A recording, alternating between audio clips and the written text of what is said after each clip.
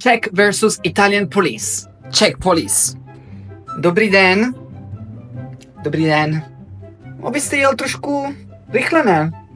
Já se omlouvám, asi jo? Chcete se podívat? Máme tam fotečku. Ne, to nebude potřeba. Asi. No tak teda, co budeme dělat? Tak občanku, řidičák, prosím. Jistě, chviličku. No já nepospíchám. Jste Italiano. Jo, no ale tady bydlím dlouho, no. Tak, Italiano, co budeme dělat? Já nevím, asi zaplatit pokutu? No tak pokuta bude 500, jestli zaplatíte teď.